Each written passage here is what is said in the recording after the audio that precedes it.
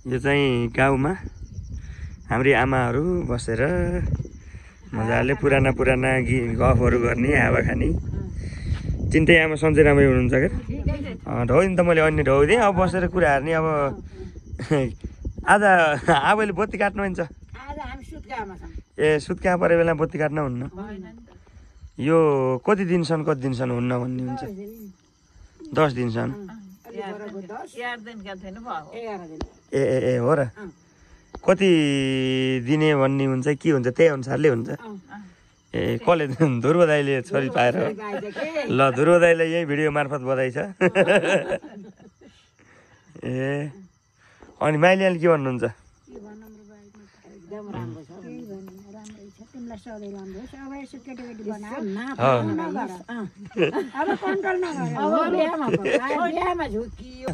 तपाईँहरूलाई सुरुमा यहाँ होइन बिहा गरेर आउँदाखेरि कस्तो थियो? अचल्काले लाली लाउने, पाउडर लाउने, हिँड्ने गर्न थाले हो नि त। तिज भन्न थाले, पुलाउ पनिर खान थाले। पहिला यसो घर चामल खान पानी हुँदो भन्ने हुन्थ्यो होइन? हो र? घरका भन्नाले आटो? ए आफै खेत पनि त्यहाँ गर्नुहुन्थ्यो क्या तपाईँले?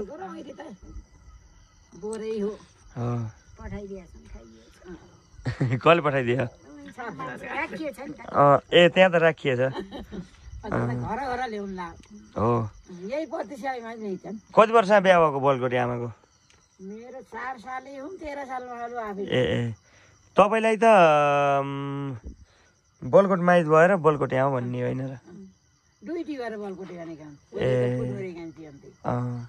माइलियालाई त एक्लै माइलिया भनिन्छ हामीले होइन? उहाँलाई पनि आमा भनिन्छ। तपाईँ कहाँ पनि हामीले स्कुल पढ्दाखेरि मौसम चोर तिम त नै चोर त्यो केटाहरूले।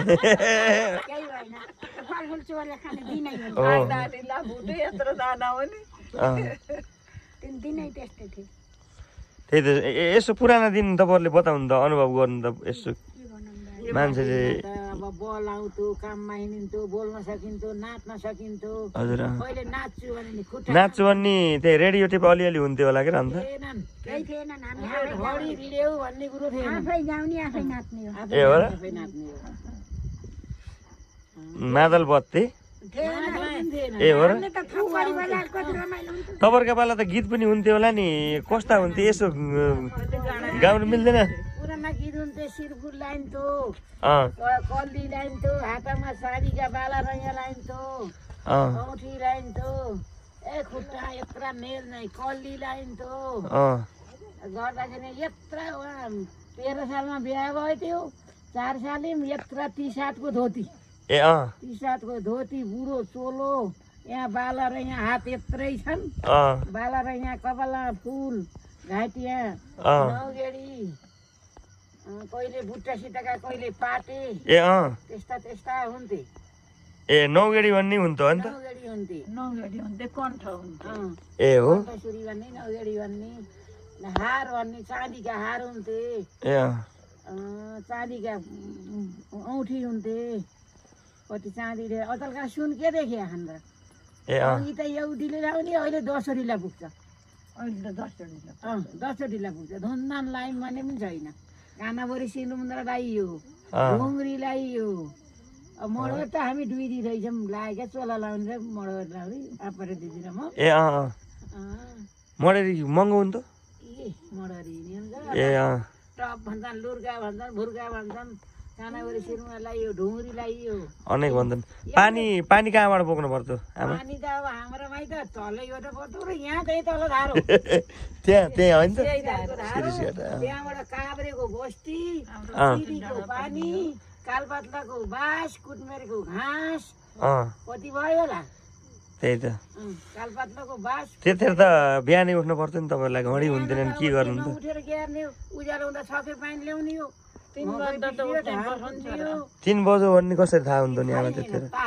तारा यो तारो यत्न आयो। ए मकै बनाउँदा त 3 बज्ने हो अचालको त। ए हेर्दा त कथेर सुत्ने हो। बिहान उठेर डालोहरू मकै बिन पर्यो, उज्यालो नहुँदै पानी ल्याउन पर्यो। त्यहाँबाट कुटमेरे गएर घाँस काट्न पर्यो, कालपात्ला काभ्रे गएर हालिदिन पर्यो, काभ्रे हालिदिएर आएर फेरि कालपात्ला आएर खान पर्यो।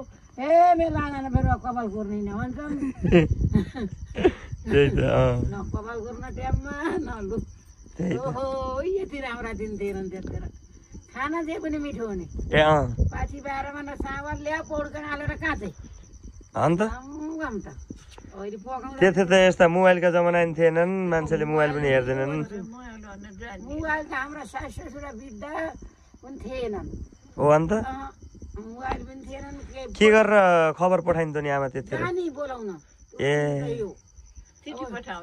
चिठी पठाउने म तुरुन्तै लिन जाने अब हाम्रा सासूका समासिया त लामडाँडा जेठाउलाई लिन पठाइदिउँ बलकोट हो अन्त बलकोट कति दिनमा गएर आउँथे बिहान गएर बेलुकी पनि आइयो ए हिँड्दाखेरि अन्त बिहान 9 बजे त मैले उसका दिपकरका बर्तनमा भान्जालाई लिएर आइकिम बलकोट गएर 9 बजे अहिले साँझ गएँ बिहान उठ्यो 9 बजे त त्यहाँ बर्तन गर्ने लिएर आइकिम हो अन्त गाडी चल्दैनन् गाडी चल्छन् केही हुन्थेन चिठी लेख्न जानिन्न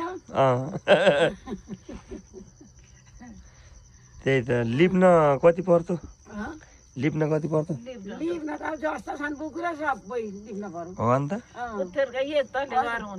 माटोका त्यतिखेर यो बुहारीहरूलाई चिनी पनि कम कम गरिदिने होइन भात खान्थेन चिनी अनि जान्दैन आफै किनेर ल्यायो हजुर खुदा चा पनि कहिले कहिले चा त हाम्रा ससुराले दिनु एकखेर एउटा मोरको चिनी ल्याइकी माइतबाट आउँदाखेरि ऊ झुक्किएछ एक धार्ने दियो एक धार्ने दियो लिएर आएँ गाई छोड्न आउनु थियो यतिका दिन यता त मैले त लाने जाँदा पनि भनेको त अलि महँगो छ झुक्किएर मैले एक धार्ने ल्याइछु एउटा मोरमा ए हो अन्त आफूले किने बेगर खान थिएन कि त्यही त नि ठिकै छ अब आमाका फेरि के छन् केही मनमा भएको कुराहरू ए हजुर छुट्टी जान्छु युनिफर्मको चलन थिएन कि हो अन्त तपाईँ 7 वर्ष उमेरमा बिहा भयो अनि पहिलो सन्तान चाहिँ कति वर्षको उमेरमा जन्माउनु हजुरले मैले पहिला छोरी कमलालाई जन्माउँदा 20 सकी थिएँ ए हो अन्त दुःख थियो कहाँ खरेना गएको बेला हो कि कोही हो कोही खरेना जन्मेको कोही हुनुहुन्छ नि ए हो र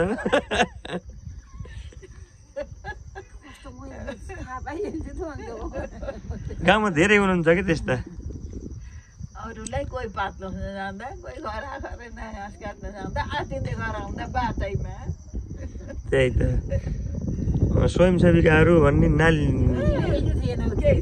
डाक्टरको चलनै थिएन अन्त डाक्टर अनि थाहा थिएन छोडेनी भन्ने कम्बर मार्दैन आटो खान दिनुहुन्थ्यो आटो हुन्थ्यो खान कि 11 दिनसम्म भात खाइयो त्यहाँबाट आटै खाइयो ए दाँत पहिला हुँदैन र मकै भरिदिन्थ्यो ए सुत्केरी दबाई पकाउने भन्ने हुन्थेन पछि पछि आयो दबाई खान्थे ए दबाई चाहिँ राम्रो बनाएर घरको भाग पनि दिन्थ्यो माइत भाग ए माइत भाग पनि हामीले माइत भाग पनि खाइयो घर पनि 1 महिना घर 1 महिना माइत त्यही त त्यही हो हाम्रो ठिक अहिले त्यही बाटोबाट गाडी आउनु थाले केटाकेटीलाई उहाँ घर घर पुर्याउनु थाले विद्यार्थीलाई होइन तपाईँको पाला पढ्न थिएन